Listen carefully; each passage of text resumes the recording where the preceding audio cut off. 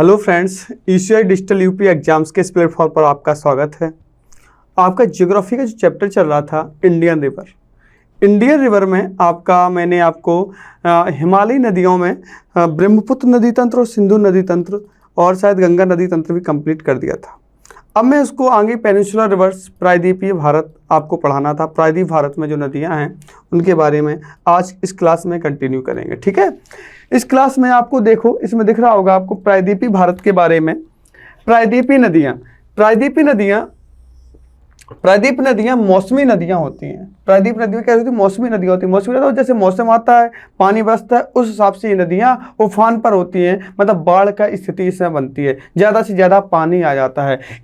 इनमें जल का स्रोत सामान्यतः वर्षा का जल होता है। सामान्यतः वर्षा का जल ही होता है इसमें पानी। जब पानी वर्षा के जल से आएगा, वही पानी ज़्यादातर आपका बहता रहता है। ठीक है, गर्मी के मौसम में इन नदियों का जल घटकर छोटी छोटी धाराओं में बहने लगता है। आप देख रहे हैं इन नदियों में क्या होता है, जब पानी गर्मी आएगी तो पानी ज़्यादा रहेगा नहीं, थोड़ा बहुत पानी होगा ना तो वो छोटे छोटे बहाव में कट जाता है। और इस प्रकार की नदियां प्रायः गर्मी के मौसम में सूख भी जाती हैं। कुछ नदियां होती हैं जो गर्मी के मौसम में बिल्कुल सूख जाती हैं। ठीक है, तो इनको कौन सी नदियां कहते हैं बेटा? इनको पेनिनसुलर रिवर्स प्रायद्वीपीय नदियां कहते हैं। इनको कौन सी नदियां कहते हैं बेटा? इनको पेनिनसुलर रिवर्स या प्रायद्वीपीय नदियों के नाम से जानते हैं। ठीक है, नेक्स्ट क्वेश्चन है आपका हिमालयी नदियां।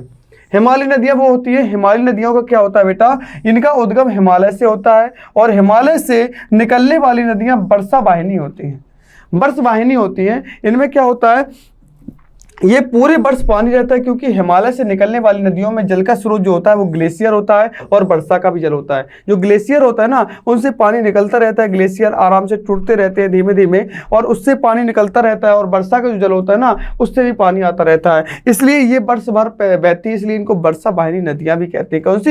हिमालयी नदियों को। अच्छा, आप ये देखो प्रायद्वीपीय क्या होता है, मतलब जो तीन ओर से, जो थ्री टाइप से पानी से घिरा हो, पानी से या समुद्र से घिरा हो, उसे प्रायद्वीप कहते हैं। प्रायद्वीप मतलब जो तीनों ओर से, पेनिनसुला उसे कहते हैं जो तीनों ओर से पानी से घिरा हो। देखो, प्रायद्वीपीय भूमि का वह भाग जो तीन ओर से पानी से घिरा होता है, लेकिन एक तरफ मुख्य भूमि से जुड़ा हुआ था, मतलब उसकी एक साइड मुख्य भूमि से भी जुड़ी होती है और तीन साइड आपकी उसकी पानी से घिरी होती है, उसे हम प्रायद्वीपीय कहते हैं। उसे क्या कहते हैं? प्रायद्वीप कहते हैं। खाड़ी क्या होती है? खाड़ी वो होती है जिसका समुद्र का वह भाग जो समुद्र में काफी दूर तक प्रवेश कर जाता हो तथा तीन ओर से यह स्थल से घिरा हो, लेकिन उसे खाड़ी कहते हैं। तीन ओर से स्थल से घिरा हो उसे खाड़ी कहते हैं, लेकिन जो तीन ओर से समुद्र से घिरा होता है उसे हम क्या कहते हैं? उसे हम पेनिनसुला प्रायद्वीप कहते हैं। क्या कहते हैं? प्रायद्वीप कहते हैं। ठीक है, नेक्स्ट चलते हैं। नेक्स्ट यहाँ पे दक्षिण भारत की नदियों को दो भागों में बांटा गया है। एक अरब सागर की नदियां और आपकी बंगाल की। अरब सागर की खाड़ियों में गिरने वाली नदियां हैं वो अलग दी गई हैं, और बंगाल की खाड़ी में गिरने वाली नदियां देखिए। अरब सागर में कौन कौन सी नदियां गिरती है? एक साबरमती, माही, नर्मदा, ताप्ती, मांडवी, ज्वारी, शरावती, गंगा वैली, पेरियार और भरत पूजा करके ये जो नदियां हैं ये आपकी अरब सागर में गिरती हैं। और आपकी बंगाल की खाड़ी में गिरने वाली नदियों में एक दामोदर आती है, स्वर्णरेखा, बैतरणी, ब्राह्मणी, इसके बाद महानदी, गोदावरी, कृष्णा, कावेरी, पेन्नार और आपकी बैगई और ताम्रपाणी। ये सारी जो नदियां हैं ये कहाँ पर गिरती हैं? बंगाल की खाड़ी में, बे ऑफ बंगाल में जाके गिरती हैं। और इधर वाली नदियां अरेबियन सी या अरब सागर में जाकर गिरती हैं। ठीक है, नेक्स्ट देखो, जो आपकी बंगाल में गिरने वाली नदियां, बंगाल की खाड़ी में गिरने वाली नदियां, उनको हमने ग्राफ के माध्यम से आपको बताया है। तो सबसे पहले हम चलेंगे दामोदर नदी के बारे में। दामोदर नदी जो है बेटा आपका छोटा नागपुर पठार से झारखंड से स्टार्ट होती है। यहाँ छोटा नागपुर पठार झारखंड से स्टार्ट होती है और ये दो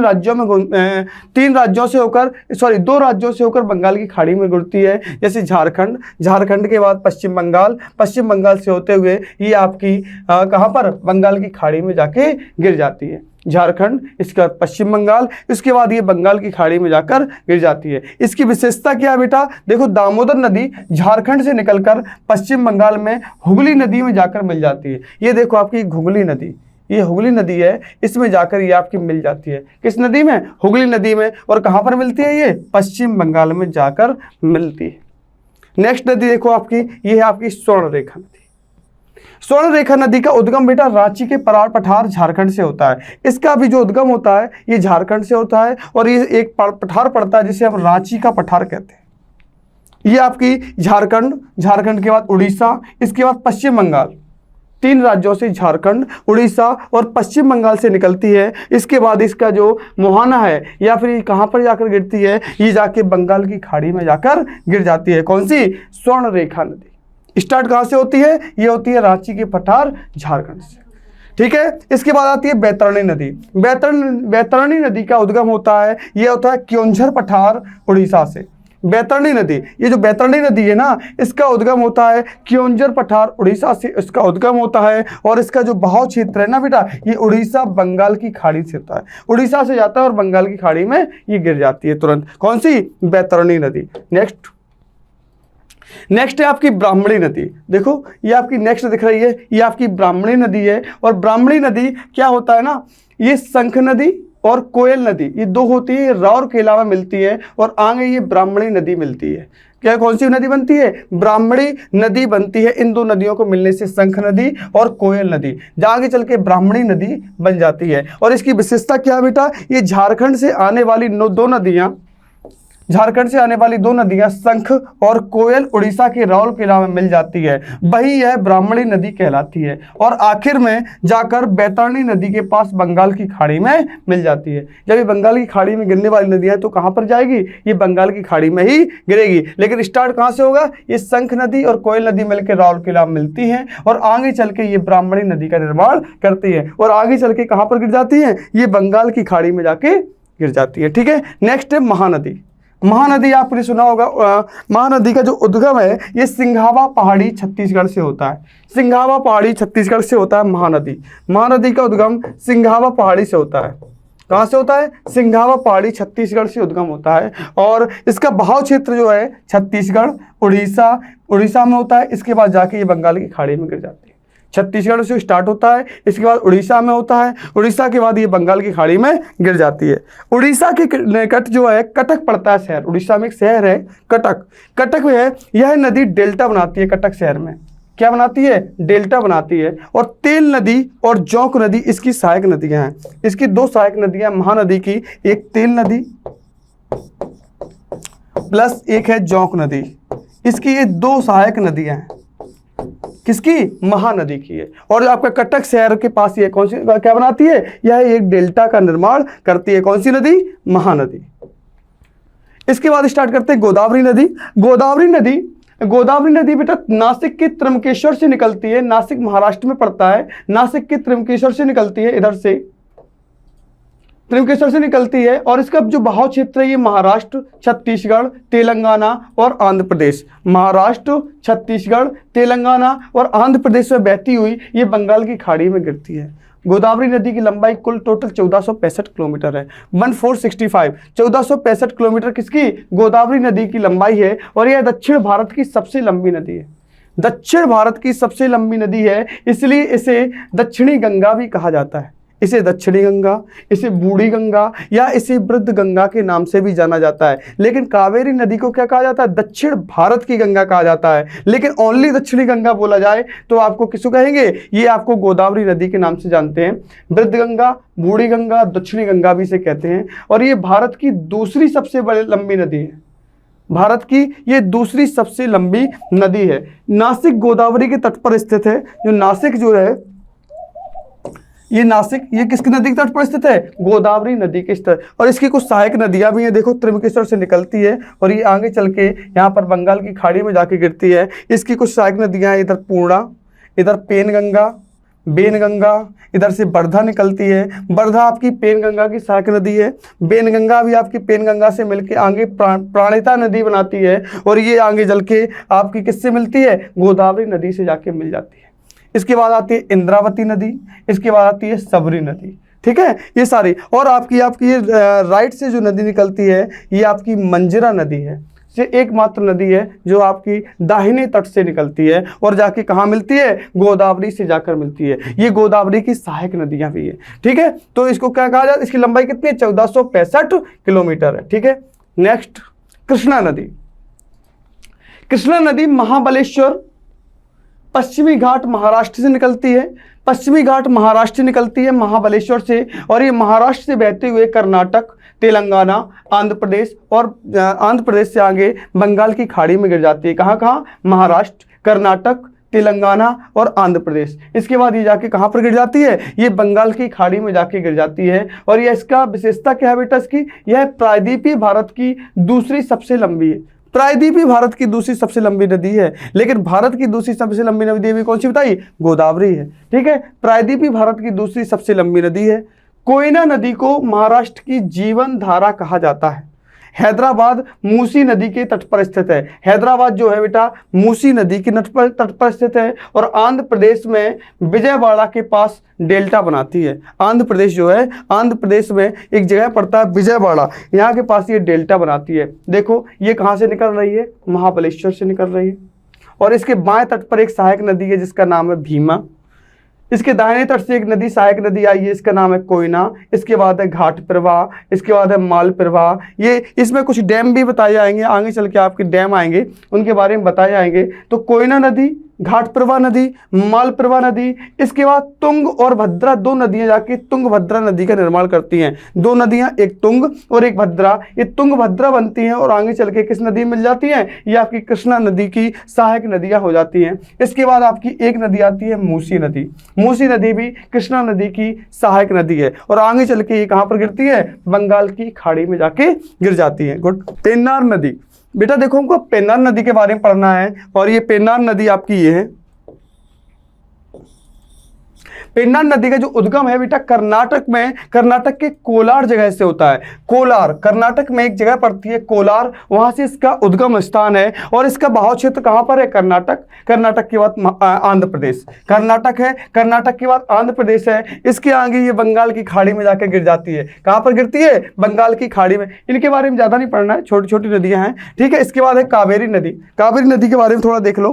कावेरी नदी ब्रह्मगिरी की पहाड़ी कर्नाटक से निकलती है। कहां से निकलती है? ब्रह्मगिरी की पहाड़ी कर्नाटक से निकलती है, और इसका बहाव क्षेत्र है कर्नाटक में और तमिलनाडु में। कहां पर है? कर्नाटक और तमिलनाडु में है। कावेरी का कर्नाटक और तमिलनाडु में बहाव क्षेत्र है, और ये कहां से गिरती है? बंगाल की खाड़ी में जाके गिर जाती है। इसकी विशेषता क्या है? यह दक्षिण भारत की एकमात्र सदाबहार नदी है। दक्षिण भारत की एकमात्र सदाबहार नदी है, क्योंकि पूरे वर्ष इसमें पानी रहता है। सदाबहार नदी इसलिए इसमें पूरे वर्ष पानी रहता है। इसे दक्षिण भारत की भी गंगा कहा जाता है। और दक्षिणी गंगा किसे कहा जाता है? गोदावरी नदी को। दक्षिणी गंगा या वृद्ध गंगा गोदावरी नदी को कहा जाता है, और दक्षिण भारत की गंगा किसे? कावेरी नदी को कहते हैं। नेक्स्ट है बैगई नदी। तमिलनाडु पाक की खाड़ी, मदुरै शहर क्या है? तमिलनाडु से स्टार्ट होती है और पाक की खाड़ी में जाके इधर मिल जाती है। और इसे क्या है? मदुरै शहर बैगई नदी के तट पर है। मदुरै सुना होगा आपने। मदुरै शहर जो है वो आपका कौन सी है? बैगई नदी के तट पर स्थित है, बैगई नदी के तट पर है। इसके बाद एक नदी और आती है ताम्रपाणी नदी। ये तमिलनाडु से स्टार्ट होती है और आपकी मन्नार की खाड़ी में जाके गिरती है। कौन सी? तमिलनाडु से स्टार्ट होती है और मन्नार की खाड़ी में जाके गिर जाती है। अब आती है अरब सागर में गिरने वाली नदियां। अभी थी आपकी बंगाल की खाड़ी में गिरने वाली नदियां, अब आएंगी आपकी अरब सागर में गिरने वाली नदियां। तो पहली अरब सागर में जो नदी है गिरेगी उसका नाम है लूनी नदी। लूनी नदी का उद्गम कहाँ से होता है? अरावली पहाड़ी से होता है, अजमेर से। अरावली पहाड़ी अजमेर से और राजस्थान से होता है, और इसका जो बहाव क्षेत्र है राजस्थान, गुजरात और कच्छ के रण में। इसकी विशेषता क्या है? यह नदी गुजरात के कच्छ के रण से विलुप्त हो जाती है। जो गुजरात का कच्छ का रण है ना, गुजरात का कच्छ का रण है, यहाँ पर ये विलुप्त हो जाती है, और मरुस्थली क्षेत्र में बहने के कारण इसे मरुस्थली नदी भी कहते हैं। ये मरुस्थल क्षेत्र में बहती है, इसलिए इसे मरुस्थली नदी भी कहते हैं। और ये विलुप्त कहाँ पर हो जाती है? ये गुजरात के क्षेत्र में ये विलुप्त हो जाती है। ठीक है, नेक्स्ट नदी का नाम है साबरमती नदी। इसका उद्गम है उदयपुर जिले में अरावली पर्वत पर श्रृंखला, राजस्थान से। उदयपुर जिला पड़ता है राजस्थान में, अरावली पर्वत से निकलती है, और इसका बहाव क्षेत्र है बेटा राजस्थान, गुजरात। इस गुजरात के बाद ये कहाँ पर गिरती है? खंबात की खाड़ी। खंबात की खाड़ी में जाकर गिर जाती है। इसका बहाव क्षेत्र है राजस्थान, गुजरात। इसके बाद ये कहाँ पर गिरती है, खंबात की खाड़ी में गिरती है। इसकी विशेषता क्या है, ये अहमदाबाद और गांधीनगर साबरमती नदी के तट पर स्थित है। गुजरात के दो शहर है अहमदाबाद और गांधीनगर। गुजरात की जो कैपिटल है गांधीनगर, ये भी कहाँ पर है, गुजरात की कैपिटल गांधीनगर, ये भी आपके साबरमती के तट पर स्थित है। कौन सा, अहमदाबाद और गांधीनगर। इसके बाद आता है बेटा ताप्ती नदी। ताप्ती नदी का उद्गम मध्य प्रदेश के बैतूल जिले से होता है। मध्य प्रदेश में एक जिला पड़ता है जिसका नाम बैतूल है। बैतूल से ये निकलती है और इसका बहाव क्षेत्र मध्य प्रदेश, महाराष्ट्र और गुजरात, मध्य प्रदेश, महाराष्ट्र और गुजरात से बहते हुए ये खंबात की खाड़ी में जाकर गिर जाती है। कहाँ पर गिर जाती है, खंबात की खाड़ी में जाके गिर जाती है। और इसकी विशेषता क्या है, यह भी भ्रंश घाटी से होकर बहती है, यह भ्रंश घाटी से होकर बहती है और इसका जौर नदमुख का निर्माण करती है, यह जौर नदमुख का भी निर्माण करती है। और सूरत ताप्ती नदी के, अच्छा एक शहर पड़ता है गुजरात में जिसका नाम है सूरत, और ये किस नदी के तट पर है, ये आपका सूरत ताप्ती नदी के तट पर स्थित है। सूरत किस नदी, और ये नदी जौर नदमुख का भी निर्माण करती है। नेक्स्ट नदी मांडवी। मांडवी नदी का उद्गम कर्नाटक के भीमगढ़ स्थान से होता है स्टार्ट, कर्नाटक के भीमगढ़ से स्टार्ट होता है।